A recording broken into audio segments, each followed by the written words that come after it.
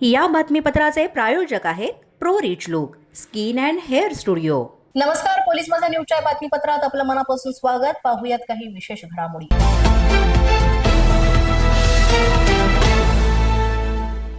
जालन्यामध्ये आमदार अर्जुन खोतकर यांच्या समोरच दोन गटांमध्ये हाणामारी झाल्याचं पाहायला मिळालं आणि वाद मिटवण्यासाठी पोहोचलेल्या खोतकरांनीच इथे एकाच्या कानाखाली मारली।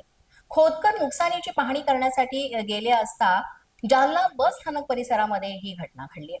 जालनामध्ये रात्रीच्या सुमारास खूप मोठ्या प्रमाणात पाऊस बरसला आणि बस स्थानक परिसरातील फर्निचरची दुकान आहे त्या ठिकाणी मोठ्या प्रमाणात नुकसान झालं होतं। या नुकसानाचीच पाहणी करण्यासाठी आमदार अर्जुन खोतकर आपल्या सहकाऱ्यांबरोबर गेले होते। ही पाहणी सुरू असताना दोन फर्निचर विक्रेत्यांच्या गटांमध्ये या ठिकाणी वाद झाला आणि वादाचं रूपांतर भांडणात आणि यावेळेस मोठ्या प्रमाणात हाणामारी सुद्धा सुरू झाली। स्वतः आमदार अर्जुन खोतकर यांनी मध्यस्थी केली आणि हा वाद मिटवला, मात्र यावेळेस त्यांनी एकाच्या कानाखाली मारली। त्याबद्दल चर्चा होताना आता पाहायला मिळते।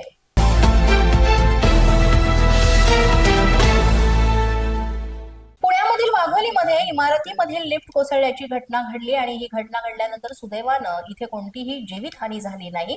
या लिफ्टमध्ये 3 महिला, 2 पुरुष आणि एक लहान मुलगा होता। पुण्यातील वाघोलीमधली ही घटना आहे। काही तांत्रिक बिघाड झाला आणि लिफ्ट अचानक खाली कोसळली। अत्यंत धक्कादायक प्रकार घडला। लिफ्टमधील सीसीटीव्ही कॅमेऱ्यामध्ये ही घटना कैद झाली। अंगावर काटा आणणारा हा व्हिडिओ समोर आलाय। काल संध्याकाळची ही पुण्यातली घटना आहे। मात्र अशा पद्धतीनं या लिफ्टचं कोसळणं हे मोठ्या प्रमाणात हानिकारक झालं असतं किंवा जीवावर बेतलं असतं। त्यामुळे लिफ्टचं मेंटेनन्स पाहणं आणि त्याच्याकडे दुरुस्तीसाठी वेळोवेळी लक्ष देणं फार गरजेचं आहे, अशी चर्चा सुद्धा पुढे येते।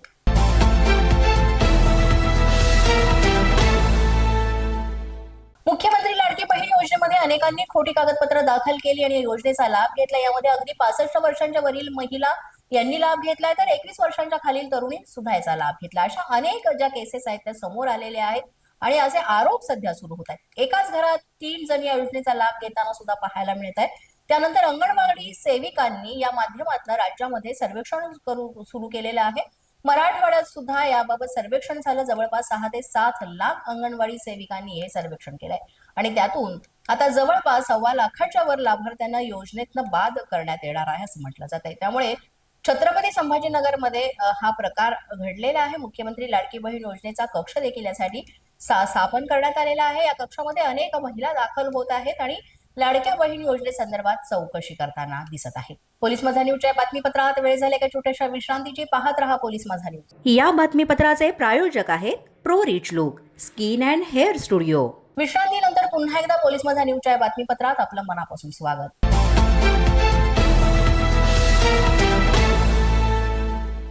कल्याण पूर्व इथल्या कोळसेवाडी परिसरामधली एक घटना समोर येते। एका दुकानाचा मालकी हक्कावरनं मराठी आणि परप्रांतीय कुटुंबांमध्ये वाद झाल्याचा प्रकार समोर आलाय। सर्व कागदपत्र मराठी कुटुंबियांकडे असतानाही परप्रांतीय कुटुंब मात्र याच दुकानावर आपला दावा करतायत। परप्रांतीय कुटुंब महापालिका अधिकारी पोलिसांच्या सूचना काहीही ऐकायला तयार नाहीयेत। महापालिका अधिकारी आणि पोलिसांसोबत परप्रांतीय कुटुंबानं वादही घातलाय।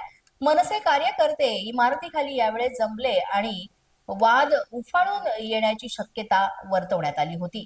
मनसे कार्यकर्त्यांनी महापालिका अधिकारी आणि पोलिसांना घेराव घातला। जोपर्यंत सर्व मोजमाप होत नाही आणि याची शहानिशा होत नाही तोपर्यंत जाऊ देणार नाही अशी भूमिकाच यावेळेस कार्यकर्त्यांनी घेतली। त्यामुळे एक वेगळंच वळण या प्रकरणाला लागलेलं आहे।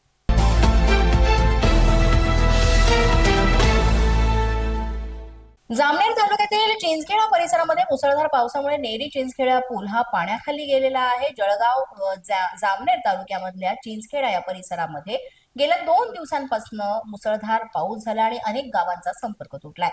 नेरी चिंचखेडा रस्त्यावर जो पूल आहे, पूल पुराच्या पाण्याखाली वाहून गेलाय। या पावसामुळे पिकांचं सुद्धा मोठ्या प्रमाणात नुकसान झालंय। विशेषतः केळीच्या पिकांना मोठा फटका बसलाय आणि याचं लवकरात लवकर सर्वेक्षण व्हावं किंवा पंचनामा व्हावा आणि शेतकऱ्यांना याची नुकसान भरपाई मिळावी अशी मागणी जोर धरतीये। पोलीस माझा न्यूज करिता प्रतिनिधी ज्ञानेश्वर पारधी, जळगाव। पोलीस माझा न्यूजच्या बातमीपत्रात आज इतकंच। तुम्हाला आमचं बातमीपत्र कसं वाटतंय याबाबत अवश्य अभिप्राय कळवा। यासाठी पोलीस माझा न्यूजचं युट्यूब चॅनल सबस्क्राईब करा, तसंच आमचं फेसबुक, इंस्टाग्राम आणि ट्विटर अकाउंट फॉलो करा। अधिक माहितीसाठी आमच्या www.polismazanews.com या वेबसाईटला भेट द्या। आमचे अधिकृत प्रतिनिधी व्हायचं असेल तर स्क्रीनवर दिलेल्या क्रमांकांवर आजच संपर्क साधा.